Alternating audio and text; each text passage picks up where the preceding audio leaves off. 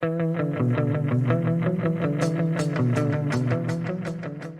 in and then hello, project people. You're listening to the one and only Project Chatter podcast, your trusted source of project experts. I am your host, Mr. Val. I can't even pronounce my name anymore. Mr. Val Matthews. It is Friday here in Australia, and I am joined by my co-host, Dale Fung. I thought you were going to say Dr. or Sir Val Matthews or something like that. Or Puck. Yeah, I could have said anything, but I didn't. I left it open.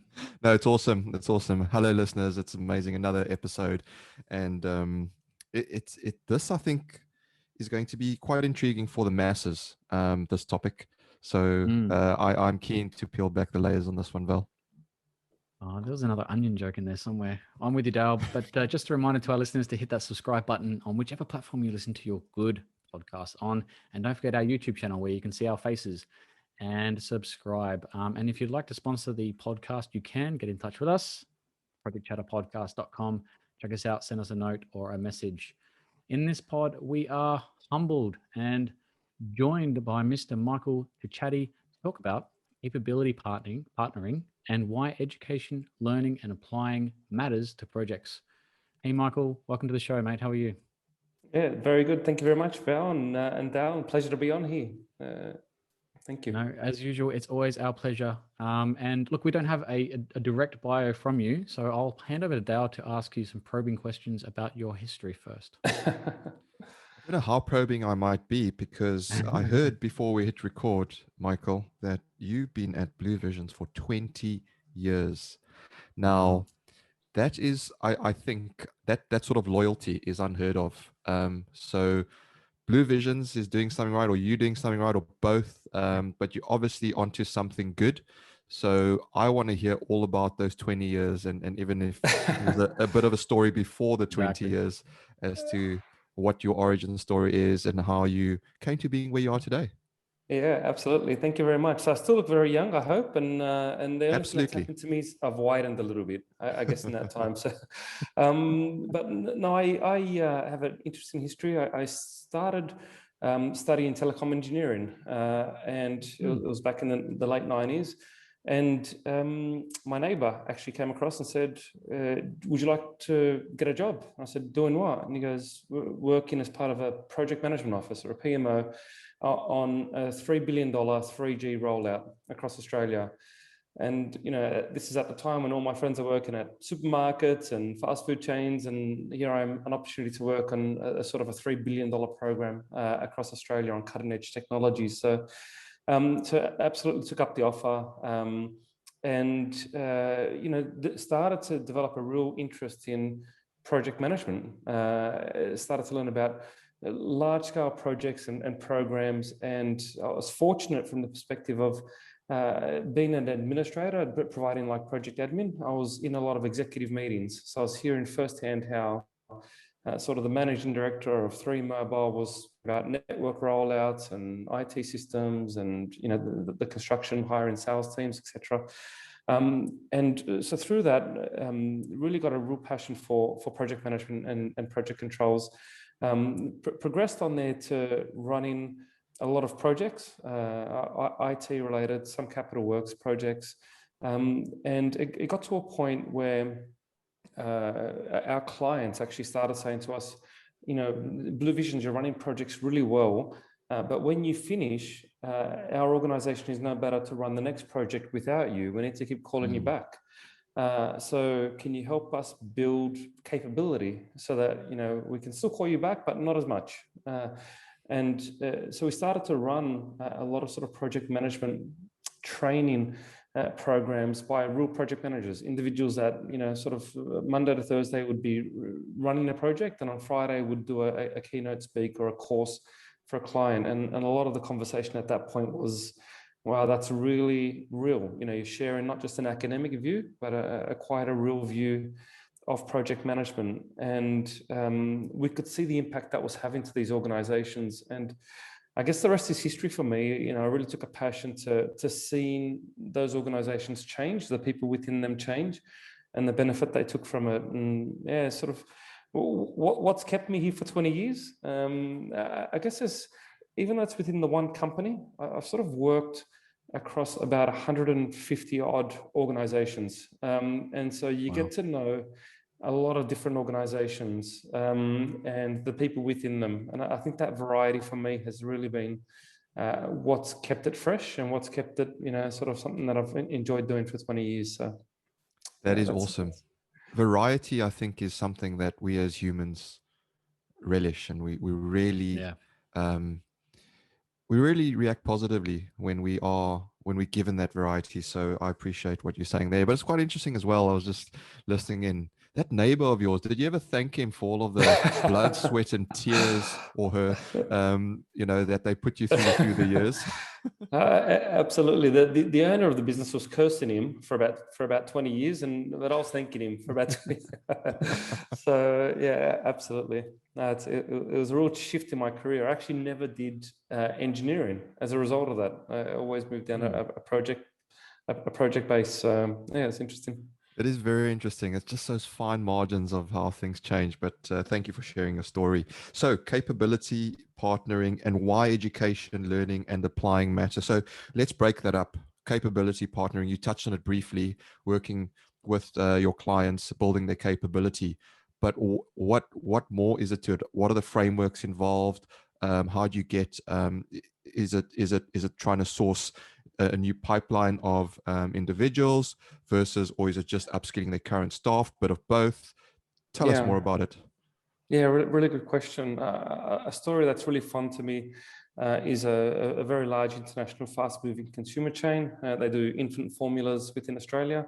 We knew their managing director. She called us in and she said, we've got a really talented group of people. They're really committed. They work really hard. But I find they're always fighting fires. The word project is a dirty word for them. If they're nominated to be a part of a project, they know they're going to be part of something that doesn't actually achieve or doesn't succeed or has a lot of problems. And so for this particular client and this particular organization, she said, how can you build capability whilst preserving the soul of the company? For us in that regard, what did that involve? A lot of focus on, first of all, getting in there and seeing how are they currently running their projects, what are they currently doing, and putting a little bit of structure from an organizational perspective into how they plan and engage different parts of their organization. And they were quite cynical at the beginning. So we said, okay, well, let's test this theory of planning out. And they had a new initiative. We pulled in quite a cross-section of stakeholders that would normally not be involved. It's normally like marketing involved at the outset, operations at the end. And we pulled them in and identified a number of things in that meeting that resulted in that project stopping. And the termination of that project was a huge success and an aha moment for them when they said, you know what, project management actually helped us make an informed decision 6 months earlier than we would have. We would have spent all this time doing all this work and realized we can't actually launch what we wanted to launch. And so for that organization, that sparked an interest in developing skills, and the skill development didn't happen through a lot of structured training. It actually happened on real projects in real time. So we'd sit down together and we'd say, okay, new initiative, let's start to plan that out. Let's start to look at what stakeholders, let's provide you a bit of coaching as we go. We were in the meetings with them, we were providing feedback to them afterwards. And what happened was that organization went from delivering a new product to market in about 14 months to 8 months. They went from constantly fighting fires to individuals saying, we want to be part of this project. This is an exciting thing. And when we spoke to the sponsor about, what value they felt the capability we delivered was, and that capability was a little bit around framework and skilling, they said, it's nothing about the framework and it's really not much about the skilling either. What it drove for us is our teams being able to work so much better together cross-functionally. It opened up better lines of communications across different teams. And because of that, they were able to achieve in a lot faster rate. And they moved from sort of been number 3 in the market to being market leader within 24 months. So it had a real tangible benefit to their organization, and it drove a lot of energy. So when I think of capability, when I think of what that does to an organization, I think of that client as an example. You know, that's a fantastic example. And you mentioned their structure a few times. And I wonder if we might just go down this first rabbit hole on the podcast of structure. When you talk about structure, there's very many elements to structure, everything from processes to data. You mentioned communications. Yes. I wonder if you could peel back some of those layers around structure and what you actually mean. Are you talking about, the classical project management type structure, your OBS, your WBS, etc., or is there more to it for those listening? Yeah, absolutely more to it. I mean, when we look at capability and the structures that they sit within, one element is around project methods and standards. What are some core elements that you need right at the outset to plan and deliver your project? What are some of the decision-making structures that we need? So we focused a fair bit on governance structures and assurance reviews. This is an organization that is marketing based. They're not, in the engineering space. Project management is just a means to an end. It's not something that they're very passionate about. So how do we drive better decision making that doesn't slow down projects? So we looked at methods, we looked at engagement structures, we looked at governance structures, and we really looked at collaboration. In particular, how do teams engage with different stakeholders? How do they work with them on a frequent basis, and how do they drive ownership and accountability?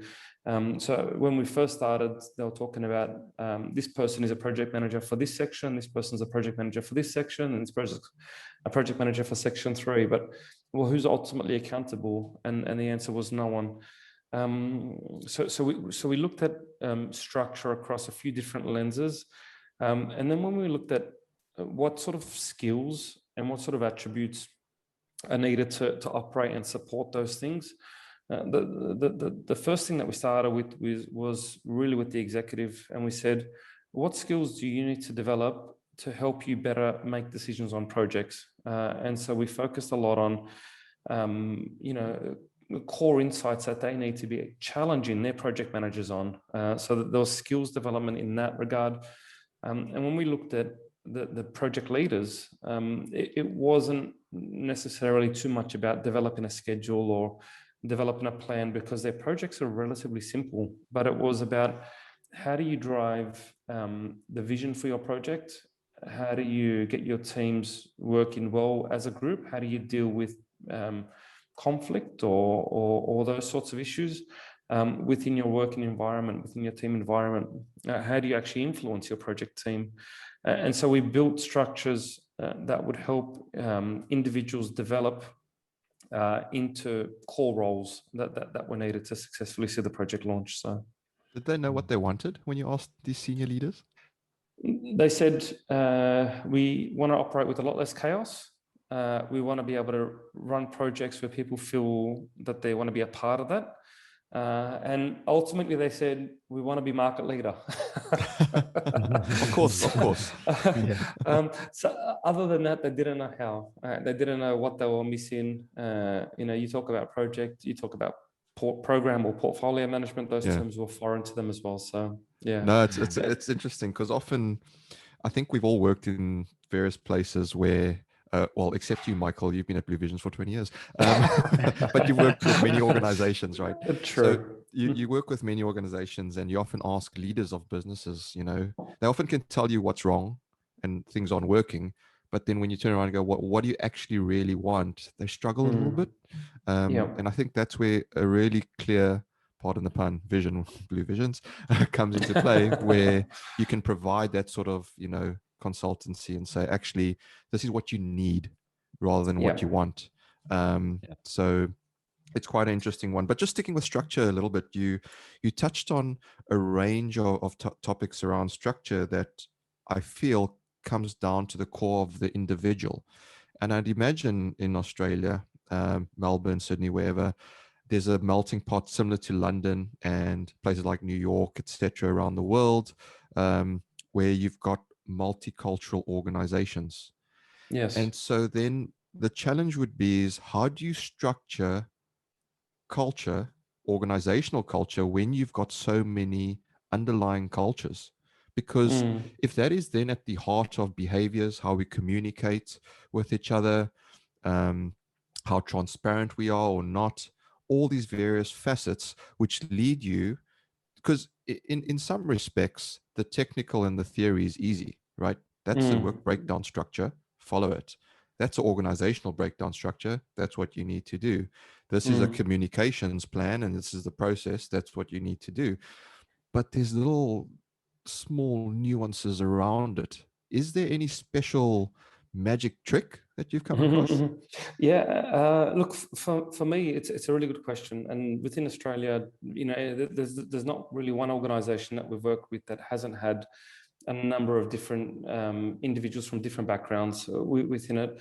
But it's a really good point. And so what we have focused on in particular is connecting it back to the organization's visions and the organization's values, because those values drive behaviors. So when we first start, a lot of the conversations, and we're doing this with an organization at the moment where we're building a project management framework for them, and then we're providing some skilling to support that. And one of the first questions we asked them was, tell us a bit about your vision, tell us a bit about your values and about the behaviors that you'd like to see exhibited. And a lot of that drives the why. So the project management framework itself will have embedded within it the organization's values. So how do you move away from just, and we talk about this with a number of organizations, where you move away from compliance-based tasks. So the framework talks about you've got a plan, you've got to do a schedule, you've got to do your risks, you've got to do your reporting on a weekly or fortnightly or monthly basis or whatever it is. But it doesn't necessarily, so it can drive a lot of compliance-based project management. So we try to shift the conversation back into why these things are important and how they're connected back into the organization's value. If I can, I'll share a story. This is not from my own direct experience, but one of our facilitators, Dominic. We were called in to Taronga Zoo. So it's a huge zoo within Australia, and to do a project review. And so we had a number of individuals coming into the room, and the project manager was the last one in the room, walking in, shoulders slumped, sort of sat in the chair, a bit slouched. And the facilitator said, welcome everyone, tell me, what is this project all about? And the project manager, speaking it quite softly, said, we're just upgrading the car park, not a big deal. And this facilitator said, great, tell me why. Well, by upgrading the car park, we're going to have greater capacity to allow more visitors into the zoo. Great, tell me why is that important? Well, if more people are coming to the zoo, they're going to learn about animal conservation. They're going to learn about respecting, nature. And great, how is that important? And ultimately, it feeds back into the vision of the zoo. And so what that individual was able to do was tie back into that particular project group, not just what they're doing, not just what their task is. And I think all of us would have been on a project where the kickoff is, this is what we're doing, this is your job, this is your job, this is your job, this is your time, this is how much you've got to do, go on and do it. And there's not much time that connects it back into the vision and the values. And so when we build these structures, I guess what for us has worked as a bit of a magic ingredient is to connect any structure, any solution, any project engagement to that organization's vision and that organization's values. And if we do that, those people are working within that organization because hopefully that they're passionate about what that organization does. And so if you can connect it back into that passion, then you see the mood change. And certainly on that project, the project manager's mood changed, the voice changed, the team, the energy changed in that room when they started to realize, actually, it's not just a car park project. We're doing something a lot greater. Yeah, no, that's powerful. That is really powerful. And just one more from me before I hand to Val. is there a point at which diversity and inclusion sort of jars with visions and values? Because if you have individuals that don't hold those same visions and values of the company, do you go ahead and incorporate them in the name of diversity and inclusion? Or is it a case of having a difficult conversation and saying, we don't know if you're the right fit for this organization? Where does that line stand? Yeah, that's a really good question. I mean, for institute of management and a lot of the things that we do, those individuals are in the organization already. So we don't do too much in the, is this individual right or wrong? But what we do, and absolutely we see how diversity actually has a role on project teams. We see individuals from certain cultures that are used to speaking slightly louder, individuals from certain cultures that are used to being a little bit more passive and quiet and not speaking up. And so absolutely, I think what you've touched on there from a organizational context, it's key for the management group to set what does diversity mean, and not just the fact that we've got a multicultural organization, but what do we understand about that multicultural, and how do we factor that into the overall sort of values of the organization, but also for a project leader, for someone that's driving a project team, to have a greater awareness of diversity, have a greater awareness of what that inclusion nature is, may mean that the project manager is not just asking in an open forum any comments or questions and having one or two people that generally speak up and 9 that don't, but then he's going out and having conversations with the 9 that don't, because they're more comfortable speaking one-on-one. And so Dale, to your point, this is for us not a technical skill of project management, but this is the leadership behaviors. These are the components that sit around people leading project teams and empowering individuals within their team. And you're spot on. An awareness of diversity is fundamental to that. It's a really difficult space, I think, to make that decision. And you know, if those listening want to hear a bit of a more in-depth conversation around it, go back to episode 53 where we spoke to Amel and IJ, and the key underlying message there was it's around diversity of thought, not necessarily skin color or sex or gender or whatever the case may be, but diversity of thought. So thanks, Michael. I'll hand to Val. Yeah, no, just to add to that as well, you know, if we got to avoid group class and work more towards individuals. And I think that's exactly what Amal and IJ were saying, which is just really valuable. You know, you don't want to hire a whole bunch of people like you, which we do see in organizations, and you get a whole bunch of yes men or yes people, and you get this groupthink kind of dynamic, which doesn't help leadership at all. But we've had a few episodes where we've talked about these soft skills. You know, we talked about fusion skills and this kind of T branch of having technical and behavioral attributes, and I think capability is a really nice way to explain it. But I'm going to pivot a little bit because I want to get your insight on a few things. One of them is HR as a body of knowledge, as a department, and how it's kind of changed and morphed over the last 10 years. And I know you can give me more insight than I probably can explain it. But one of the things that I think is really challenging, and maybe for some of the listeners out there, is there's training and then there's capability. So my first question before we go into the HR rabbit hole number 2, Dale, is talking about what is the difference between training and capability? Because let's give the listeners a fair base definition for the two. Yeah, absolutely. So, you know, training for us, when you look at an individual, is focused on driving improvements in knowledge and skills, and to an extent behaviors, if you can achieve that for that individual. Capabilities, how that then transforms into the organization and what impact that actually has, the tangible impact that has to the organization. So you can drive increased skills for large teams and look at their knowledge and look at their behaviors, but does that actually translate into better results for the organization? And for us, the conversation always starts with what are the outcomes that you're trying to achieve? What are the components that are going to help you achieve those outcomes. And you find people absolutely is fundamental to that. The skills, knowledge, and behavior is absolutely key.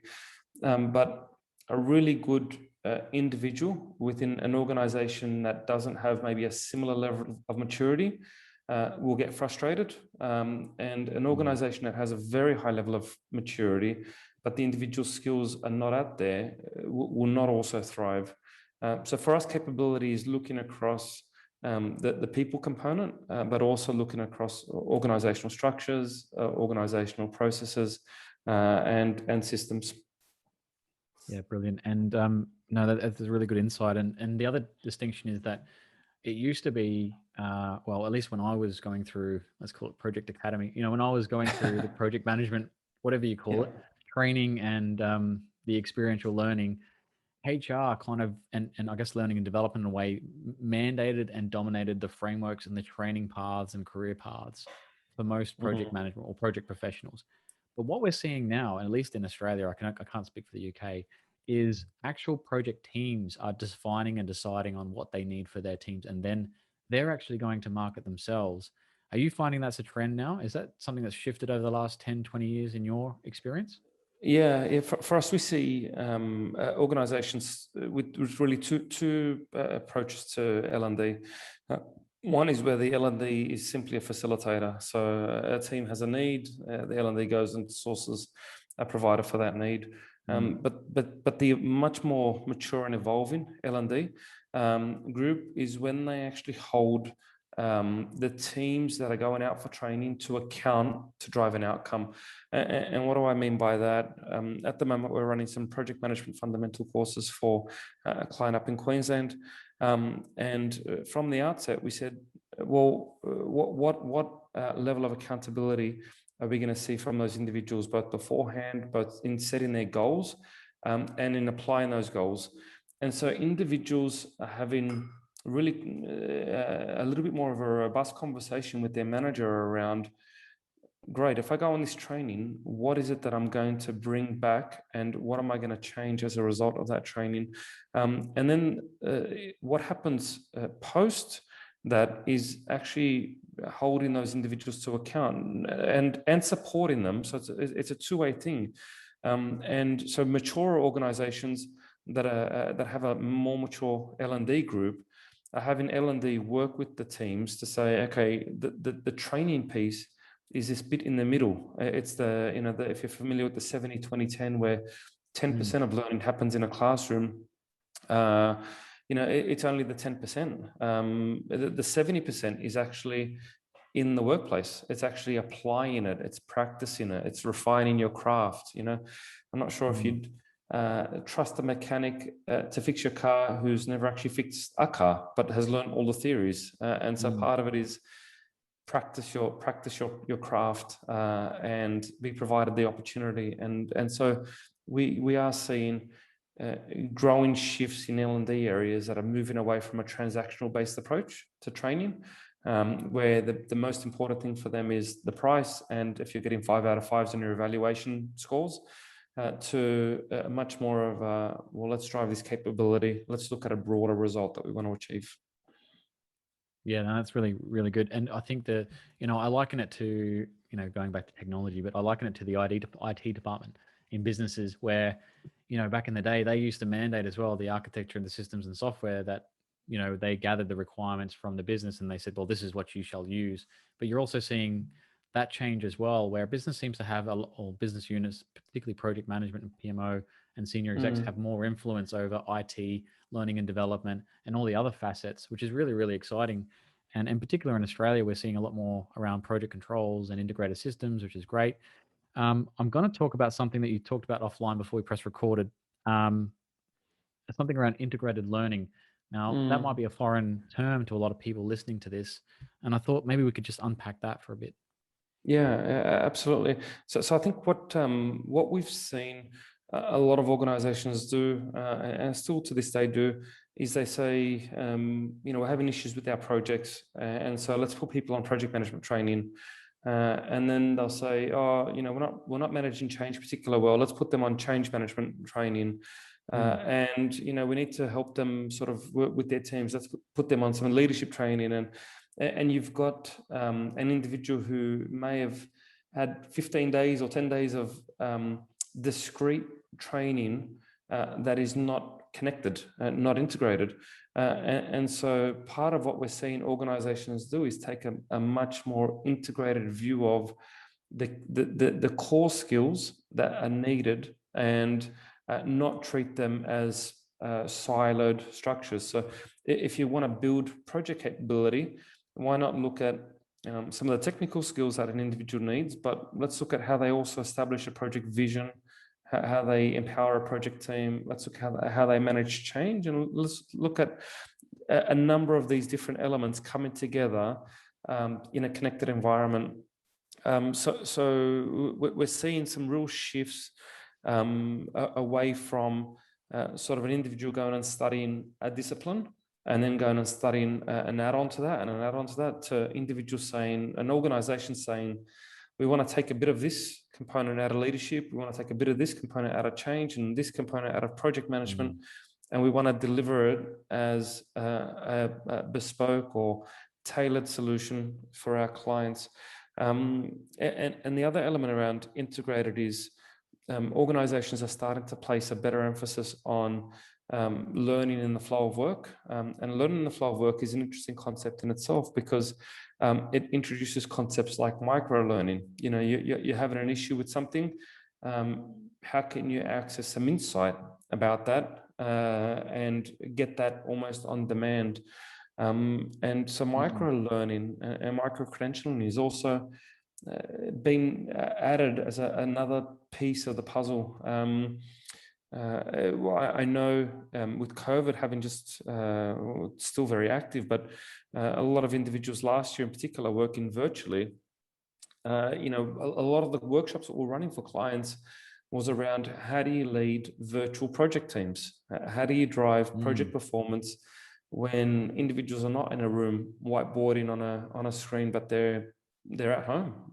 You know, how do you maintain performance in that context? So that integrated elements of project management plus virtual team environments plus you know, other aspects, change management, resilience, dealing with change into a solution. And so when we talk about integrated solution, we're talking about pulling together multiple components and having strategies to really embed that into that organization. Yeah, no, brilliant. And one more for me, because if I don't ask this, I'm going to forget, and I don't want to, because I love digital, and we talk about it a lot offline, Michael, because we talk about this stuff. We love it. You know, digital being so rapid and so forthcoming in project management in particular. If you went to the Project Controls Expo, which by the way is in November, you would see by just the volume and the number of software companies, SaaS companies that are there, that are sponsoring, that have stalls. There's hundreds and hundreds of them. And I know Dale and I talk about, you know, analysis and paralysis about, well, which option do you have? Because, you know, back to the original conversation we started with, a lot of the time the client knows kind of where they want to go. They've got some type of vision, but they don't know how to get there. They don't know what's available. And then you're bombarded with, you know, amazing words like artificial intelligence and machine learning, and what does that mean? But we're missing the element, and we've had a few episodes about this, haven't we, Dale? We keep coming back to people, and it's like, hang on, we're forgetting that even in a world where we have a smart city, you're still going to need smart resources who are capable to infer and understand what the machines are doing and present that information in a way that we can have empathetic and informed decision-making conversations, because projects are still run by people. As far as I know, that's not going to change in the next 100 years. Maybe it will. I don't know. but another podcast, perhaps, Dale. maybe. Yeah. So, you know, from your perspective, Michael, how do we stopgap, or at least, you know, talking about micro-credentials, kind of go with the flow and keep people up to date? Because digital literacy is a problem in Australia. I imagine it's across the world. How do we keep up to date? What's your view on that? Yeah, that's a really good and relevant point that's happening at the moment. We work with a lot of organizations that are going through huge digital transformations, and what we tend to see is a lot of the focus starts at the technology elements, and focuses on the systems and AI and automation and things of that nature. And when you talk about what does that do in terms of your organizational culture? What does that do in terms of your workforce planning and your workforce strategies? What does that do in terms of the skills, the different skills that individuals are going to need? And how do you bring them along for that so that it's not, we've now changed, let's start to focus on building your skills. And in the meantime, you've got some major issues and gaps. A lot of organizations that go through that are fundamentally going through transformational change, and transformational change is not a short-term thing. And ironically for us, it's an ongoing thing. You know, if you talk about how many organizations are going through transformational change, you'll say most of them, most of the time. Yeah, exactly. Because they're always shifting and pivoting and changing. So what we tend to do outside of the systems related element is help organizations identify what sort of culture are they looking to have in the future as their organization pivots and shifts. What sort of workforce do they need? What sort of skills are going to be needed to support that workforce?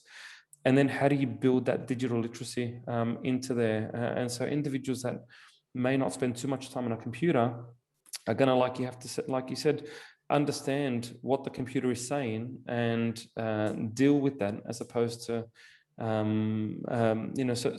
that skill is still a gap. That skill is interesting in the dynamics of the fact that we've got an aging workforce. We've got individuals that have done things one way and it's worked, and why should they do things any different? So it's in part addressing hearts and minds, in part addressing a blueprint, a future blueprint that's not just a technology-based blueprint, but a culture, values, workforce strategy blueprint. And those organizations that are doing that well actually see a lot of momentum and energy through the transformations that they're making. And those organizations that don't do that as well tend to see a lot of additional pain that doesn't have to be suffered as they go through that change.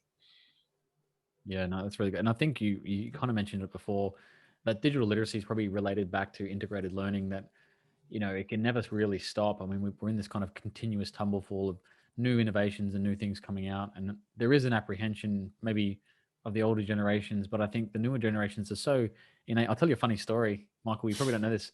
So other than high school, where I did a little bit of programming, I didn't touch a computer until I was 24. Wow. Largely because I wasn't in a role where I required it. And so it blows people away, because that's all I do now is I'm literally on a computer 24/7.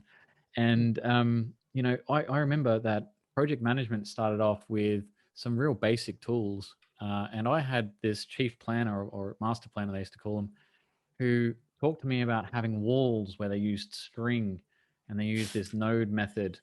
And maybe you remember this, I don't know. But he said it was so much better because the physical effort of moving something made it kind of almost like rote learning. It stuck in your mind. Whereas a lot of the time, people accessing tools and techniques now, the machine does it for you, and you're not really appreciating the methods in which it's applying it. It's a bit like our iPhones. We appreciate them, but we don't know what the hell they're doing in the background other than surveying us. That's right. Sending data. Sending data. Yeah, we are products. But I did want to comment, and I've got other questions, but I'm going to hand off to Dale because I know he's been listening, and he's got a few more for you. No, I can continue listening. It's been fascinating. Let's I guess jump into the second part, and we've danced around a little bit about why education, learning, and applying matter. I think applying is probably the key word there. And you mentioned 70-20-10, Michael. Yes. And let's just for the listeners that haven't heard of that, just give a bit more of a basis of what that actually means and where it's come from. Yeah. Thanks, Dale. Well, fundamentally, 70-20-10 has been quite well adopted across Australia, and it recognises the fact that only 10% of learning actually happens in a formal setting, whether that be through a formal classroom or relearning or in a virtual training room. 20% of the learning happens through some unstructured learning, whether that be through coaching or support or reading or attending events like this. And 70% actually happens in real time in a workplace environment. And so what that organization often, and historically, but it's getting better now, has failed to recognize is, how do you create an environment that's conducive to workplace-based learning? How do you create an environment where it's okay to experiment, to maybe fail in certain regards, but treat that as a learning exercise and continually improve from there? And historically, what we've seen is organizations send individuals on a classroom course, 3-4 days or what have you, and then they come back into the workplace and they don't do anything any different to what they were doing before. The pressures and the deadlines of the project are still with them. And it only takes a couple of weeks before you start to see a drop in retention of the learning. And then a few months after that, and the habits haven't been formed at all. So you know, a lot of this capability piece for us is, how do you actually create learning organizations that are willing to allow environments, provide environments to learn and to breed improvements through experimentational failure. And digital literacy is a fundamental part of that. You know, how do you experiment a little bit with that, see what's going to work, pivot, make some adjustments, and go from there. And so fundamentally, that's where 70-20-10 comes into play. And that's where we find the more advanced L&D areas are very familiar with that. And their core role moves away from organizing a course to creating a learning culture within that organization. No, thanks for laying that foundation. And I guess from a certain aspect, it's a no-brainer, right? You mentioned mechanics. You can throw doctors, pilots into that as well, right? Yeah. Although I do believe today you can get planes that don't need pilots, and we discussed it on a previous podcast. Val's very happy he would jump onto that plane without a pilot. I don't know if the masses would. I but would the be technology nervous. there. Exactly. As long as I had a parachute, I'm fine. You know? Yeah, but we've also previously spoken to the likes of Paul Googe that mentioned, you know, experience, and I think that's the 70% part of it. Yes. Can be broken down, and you know, is it 20 years of experience that's built 1 year on top of the other, or is it 1 year repeated 20 times? So there's a value in the length of experience as well. So it's not just about quantity, but it's about quality as well. And so also, if I try and turn this on its head, the 70-20-10, we're saying that 70% of learning happens in real time while we're living, breathing projects, our day to day. But what is the most important aspect of that? Is it then perhaps the foundation of that 10% to allow us to then learn that 70? Or actually it doesn't matter that much about that 10% classroom?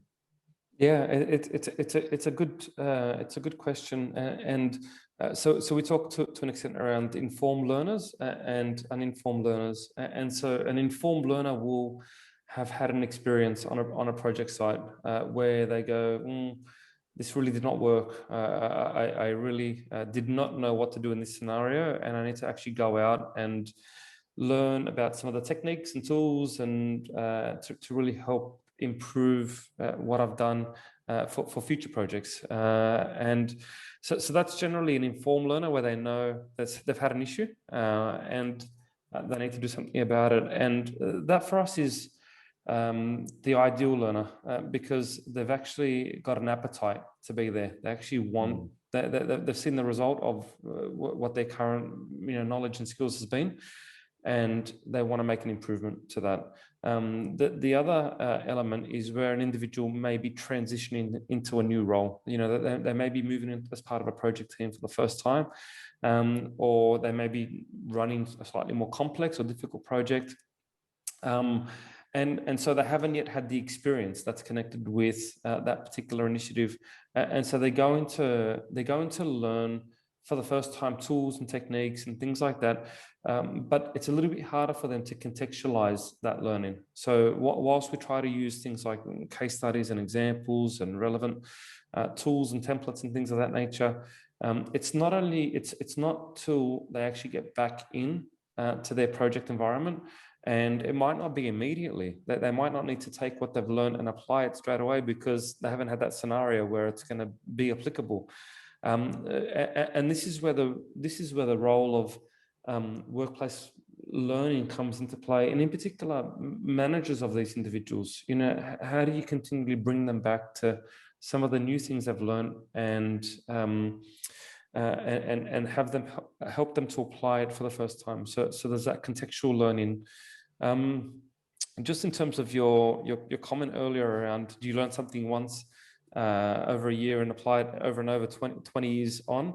That's also a really good question. And I think, this whole concept of continuous improvement around standards changing, systems changing, organizations changing, the type of initiatives that we're running changing, lends itself more to what you've almost learned in year one is a stepping stone to what you need to learn for year two, which is going to be a stepping stone for what you need to learn for year three. So it's you've never reached a point where you've learned it all, and it's that, I think, appetite for continually learning and continually trying different things, which is a cultural thing. That may be quite strong within a person. But how do you drive it across an organization? And that's a cultural aspect that is core to those organizations that we consider peak performing or high performing. Is they're not just saying, we did this last year, it worked in this way, let's just do it again. They're saying, it worked, great. Can we refine it a little bit? Has the environment changed? Has the context changed where we need to pivot a bit? Yeah, that's a very good point, actually, because it's quite strange where you do have people that want to continuously evolve and learn, yet when organizations do change, the same people throw their hands up and go, oh, why are we changing things again? So you can never win. But you mentioned earlier as well about on-project learning, so learning while the project is going on rather than separating the two. And then you also touched on microlearning. So we've covered a lot about, why it's important and perhaps, the techniques around it. But for the individual, where do I access this microlearning? Are there any hints and tips? Do I just get in touch on LinkedIn with Michael Chachaty and he tells me where they are? Or is there something that you can share with those listening? Yeah, absolutely. I find, microlearning can happen in these sorts of forums. I think what's important is that there are some trusted forums that you become a little bit more familiar with if you're going to go through some microlearning, because you can learn how to change a tire. That could be the completely wrong way on YouTube. And sometimes you may get lucky and sometimes you may not. And so I find industry groups, the project control group, just to do a plug for that, or Australian Institute of Project Management, or, individuals that you're following within the network, often will be an amazing source of microlearning tips. There are general and some generic sort of forums like Udemy and many like that, where they've got tens of thousands of short clips. But I tend to focus on those industry associations, those industry groups, and those trusted people as a source for some of the microlearning content that we sort of take a little bit more seriously. No, that is good tips. And yeah, there are plenty of institutions out there. Get involved, form your own network. We spoke previously to Jonathan Norman, around creating communities of practice. That's right. And and we're saying, it doesn't, you don't have to go and look for one. You can form your own, and you can just create that conversation. That's a form of microlearning, I guess, is what you're saying as well. Exactly. If I just pick on the phrasing of capability partnering and put a slightly different twist to it, and in a lot of organizations, if not all of them, you have consultancies involved on projects.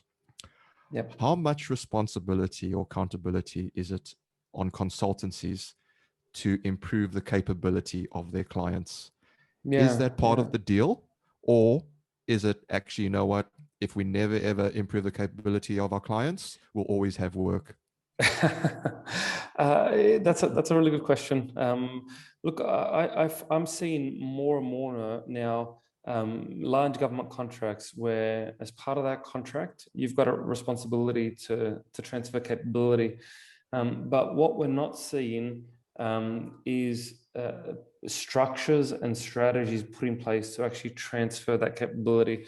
So there's this perception that if I shadow Dale for 6 months, I'm going to be able to do what Dale does. And that's not necessarily the case unless there's some structure in place or some strategies where there's, coaching sessions, there's some, short microlearning clips, there's me practicing while you're observing, providing some feedback. The capability is never actually fully transferred into that organization. And that's just from a skill perspective. When you start to look at organizational processes and tools that are going to help them in their future state, in their blueprint, it's also not covered. And so whilst we're seeing a lot of organizations talking about, well, part of your role as a consultancy is to transfer capability, we're seeing it's been given a little bit of lip service as opposed to having genuine structures and strategies like you would if you were rolling out a project and you've got a project plan and all the controls that sit around it. I'm not sure how many you would have seen where there was capability strategies or capability transfer plans and strategies and reporting and things of that nature. It doesn't tend to get the same level of attention as the deliverables that consultant is working on. And so whilst we're seeing it become more and more part of, in particular, large government bids and tenders, we're not necessarily seeing that being carried forward from either side, from the consultant side or from the client side. And so I think there's some really big opportunities to improve in that regard. It's an interesting observation that, it's there, the framework's there for it, yet it's not being harnessed.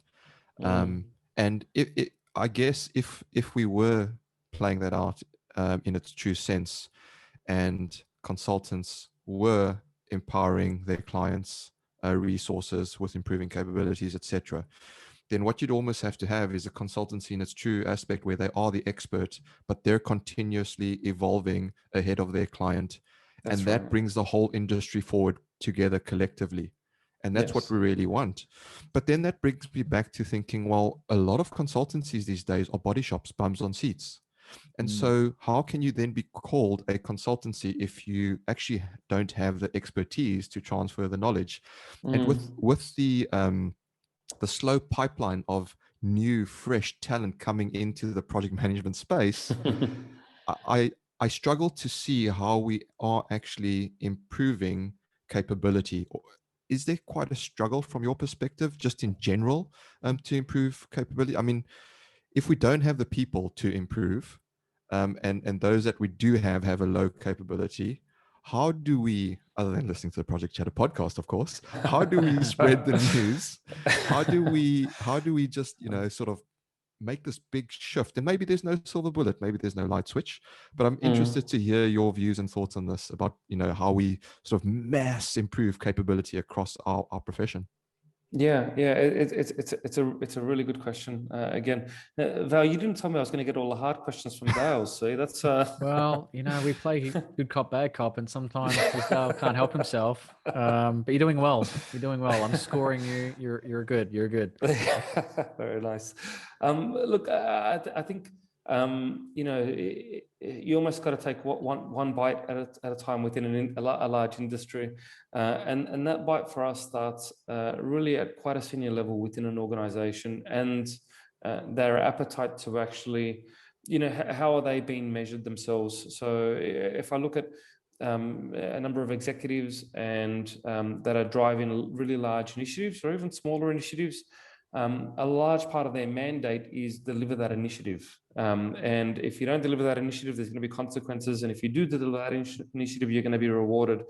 But their focus remains relatively short term. And those initiatives may be 2 or 3 years long, but their focus remains on that initiative. So really the conversation starts with some really senior players within the client side, and ideally prior to any procurement, where we talk about you want to bring a partner in to deliver certain things with you, but you want them to impart capability. What is it that you want to see imparted? What is it that you'd like to see this organization transform into? What does that blueprint look like? And really set the architecture up for that within the client side. Then when there's an approach to market, it's actually not just motherhood statements. It's not just, we want you to deliver this package of work and in the process also transfer capability, but they actually talk about the tangibles, the capability they'd like to see transferred. Is that we want to have 50 experts in this by the time this initiative is finished. We want to have some very simple processes or robust structures in place for X, Y, and Z. We want to see our teams operating in this sort of manner moving forward. And so a large part of the homework actually happens before the consultancy is engaged. And then as part of the formation of that project team, that joint project team between the consultancy and the organization, it's establishing the core visions for that initiative. And those visions and those values need to link back not only to deliverables, but need to link back into an organizational blueprint. What does that organization look like capability-wise moving forward? And so if organizations are doing that one organization at a time, you start to see a shift in behavior across an industry.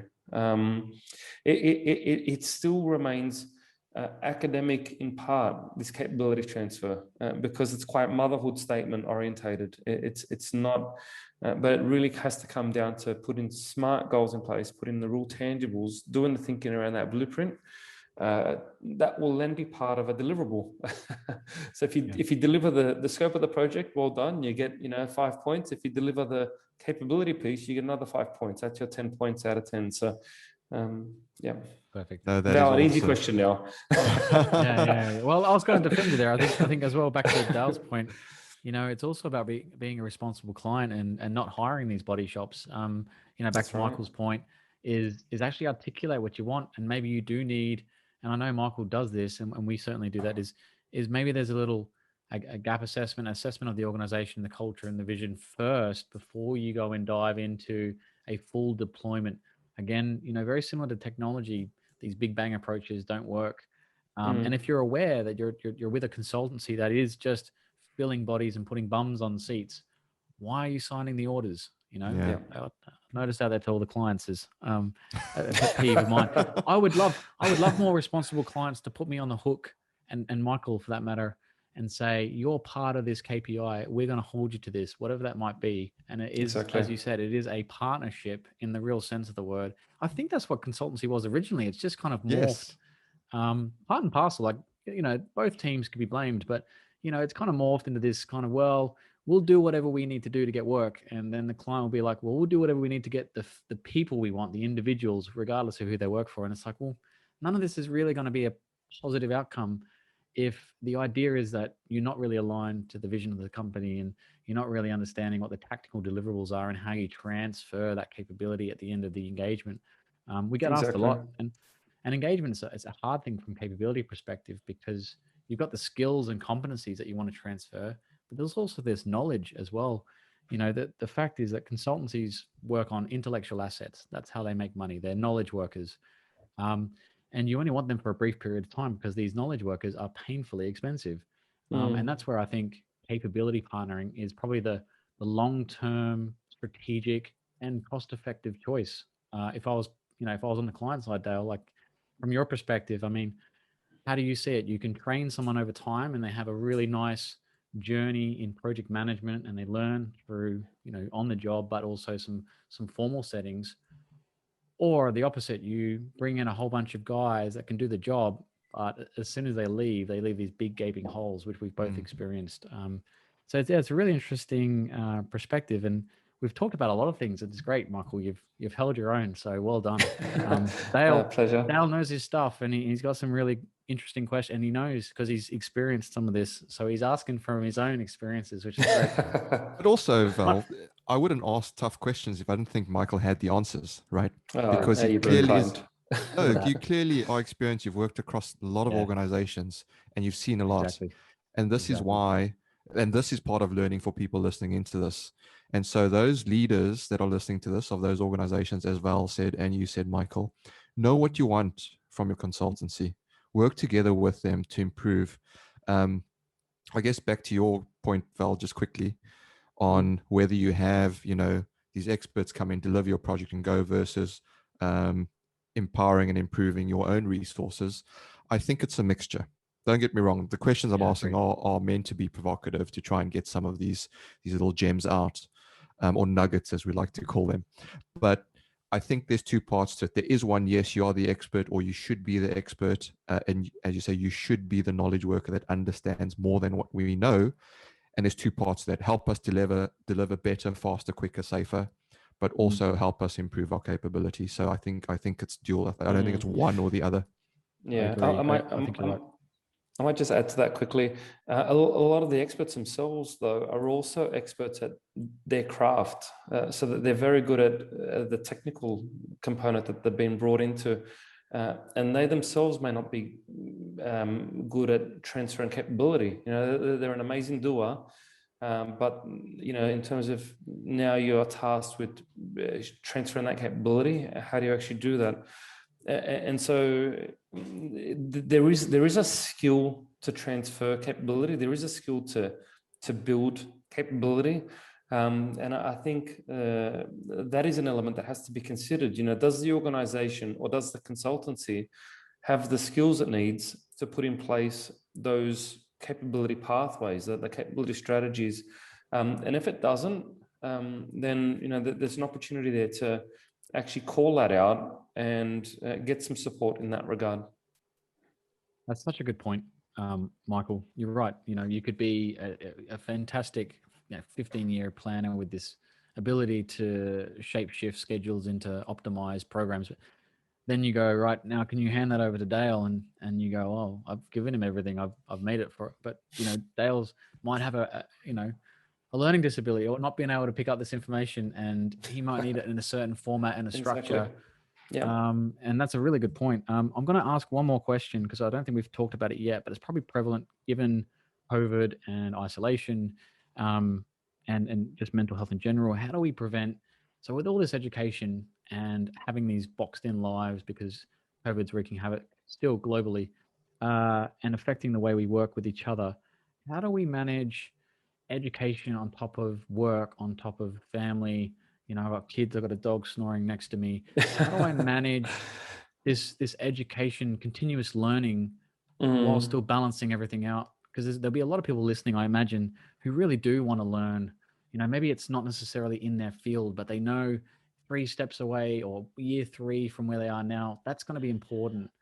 How do you have any tips for those people? You might not know. Do you have any tips for those people listening? Yeah, absolutely. And I think you've almost answered your own question there, Val. You talk about knowing where it is that you want to be getting, where it is that you're heading, and articulating some of the skills that need to be developed to support you get there. I think the days of having quite intense workshops, that go over a week and then it's sort of set and forget and all the best with it is behind us to an extent now.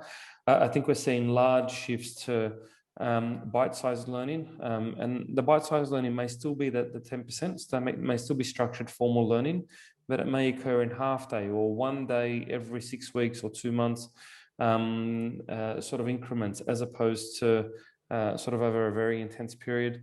And I think there's a lot of content that's now out there, whether it be through, because people learn differently. Those that learn through reading or relearning or short clips or listening to podcasts, or actually needing an instructor to be there to facilitate conversation and ask questions.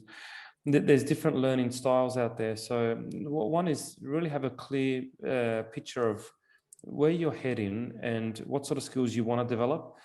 Two, have an honest reflection of how best you learn, or what are the ways in which you learn best.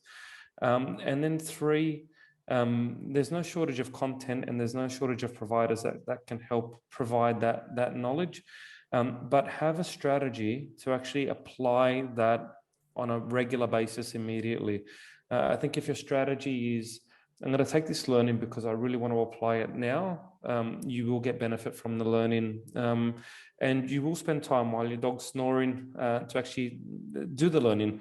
But if you don't have that strategy, if you've been asked to do the training, you're not seeing why it's connected to what you want to do down the line, and you don't really have an intent to make any changes, then it's probably just a waste of your time actually doing that learning. So that would be the 3 tips. Know where you're going, know how you learn, and have a strategy for actually how you're going to apply and embed that learning yourself. Well, there you have it, listeners. Wise words from Mr. Michael Chachaty. Dale, over to you. Thanks, Val. Yeah, I was just listening in there. I think we almost need like an independent body, global body that has this menu of like where you go to learn various things for what you want. Maybe someone listening out there will be keen to start something like that.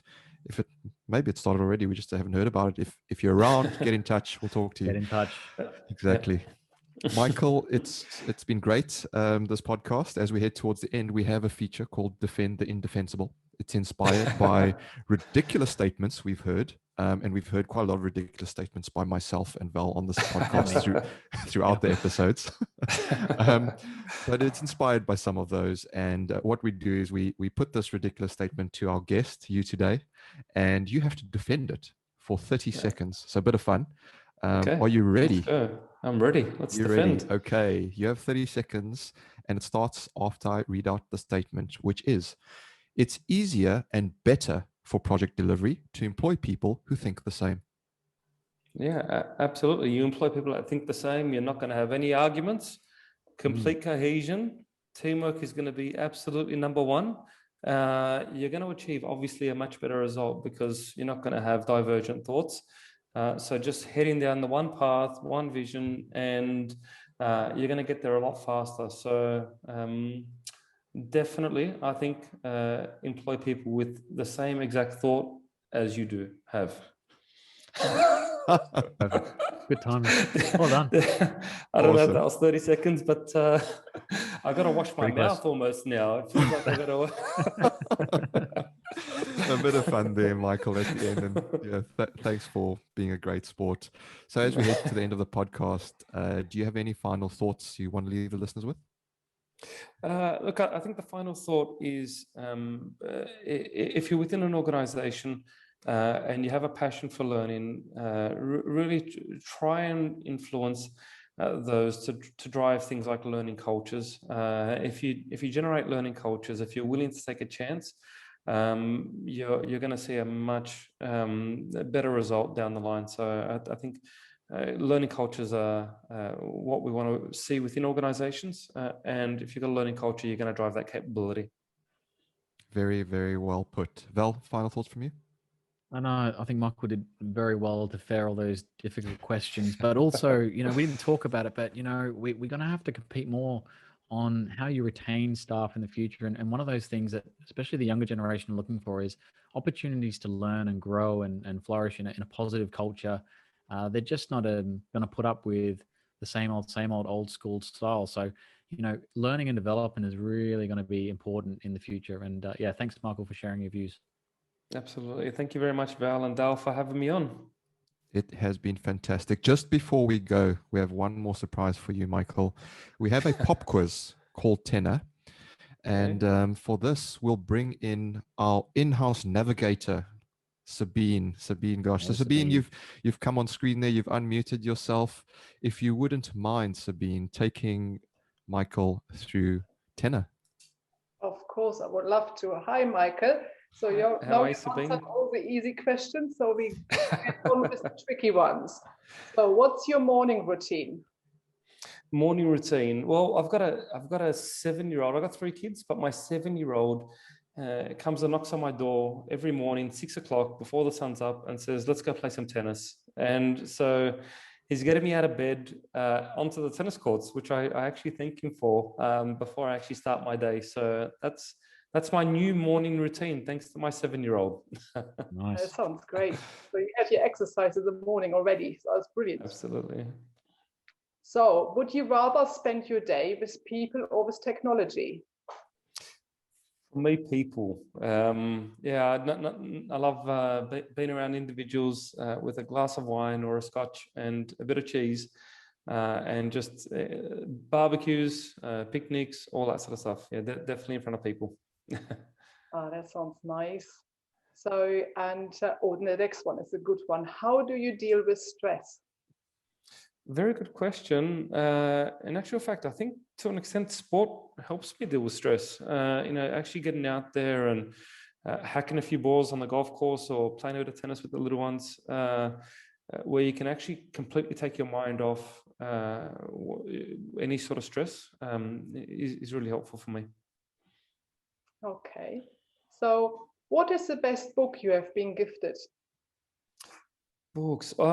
So the one that actually inspires me a fair bit is a book by Dominic Sear called What's Great About This? If you have a look at that, highly recommend it. It's a book, no matter what the scenario is, no matter what the situation, it's the lens of what is great about this. And that just shifts the mind away from a negative to something very positive. So that's the best book I've been gifted. I guess that's really helpful as well, in particular in your profession. Absolutely. We have to find the positives in everything. Yes. Okay. So if you could choose to spend a day with anyone, past or present, who would it be and why? Really good question. I think for me, probably Tiger Woods or Roger Federer. And it's not just how good they've become in their craft, but mentally how resilient they are, and how well they are with people, how humble they are as well. And I think just to learn what goes into making a champion and keeping them humble and keeping them resilient, I'd love to spend a day with either of those, Federer or Woods. Mm-hmm. Oh, very nice. So you're practicing there anyway, don't you? Absolutely. So, hang on, where are we? What's the best piece of advice you've been given? Look on the bright side of life. Ultimately, for me, this has been the best bit of advice. Gratitude is the other. Like just that word. You know, the more you show gratitude for what you've got, the less concerned you are about the things you don't have. So those two things for me. Yeah, that sounds nice. I do the same actually, so I completely understand. So what is the biggest mistake you have made on a project? Oh, on a project, okay. There's a long list of those. What's the biggest? Look, I think for me, it was about how I worked with a particular sponsor on a project. So my personality is quite different. I'm quite collaborative, and I'll tell a bit of a story. And she hated that, and she just said, "Get to the bloody point, stop talking." And so for the first few months, and I was lucky, my mentor sort of pulled me up on it. I'd sort of give executive updates, and it'd be, you could see it almost snapping. After that, it was sort of straight to the point. Here's where we're at. In the first sort of 10 seconds, it was an update on the project. And then she said, "Great, okay, can we finish this meeting now?" So it wasn't really huge sort of catastrophe on a project, but it was really about a big shift in how I learned about dealing with different people on projects. Yeah, I guess you find loads of different characters, I guess. Yeah. For sure. So what advice would you give your 10-year-old self? I think really just go for, be brave and follow your dreams. I think you encounter a lot of individuals that will tell you why something is not going to work, or why something shouldn't happen, or why you should do something differently. I think there's a courage in following and staying true to yourself and staying true to your own dreams. So that would be the advice. So did you follow your dreams? I have. I deviated a bit, and I've learned the painful way of what happens when you do deviate. You start to lose a bit of passion and a bit of interest in it, and it's when you get back on it and you start going, you know what, this is what I really love doing, that you sort of refine that spark. So yeah, I partly followed it, and now back on it again. So well, next question would be then right in the right ballpark. So what profession other than your own would you like to have attempted? Oh, really good question. My wife, and she's going to listen to this, even though she's not at all in project management, makes personalized chocolates. And I would love to be a chocolatier. It's just amazing watching her making all these really nice chocolates and sampling them in excess. So she's very fortunate. If I would do them, then nothing would be left, to be honest. So if you had to spend 1 million in a day, what would you spend it on? 1 million in a day. It wouldn't be buying a house in Sydney, that's for sure. I reckon I'd have, I don't know, like what would I do? I'd buy a really nice boat. I'd have about 150 people on a massive party, all drinks served, on a cruising on a really nice boat. I think I'd be able to spend $1 million in a day, and I'd have a nice car waiting for me in the garage. Am I invited to your party? Yeah, absolutely, for sure. Just need to get that $1 million, and I'll be there. Oh my gosh. We have to play the lottery, I think. That sounds good. Oh, thank you very much for having a bit of fun. And today now.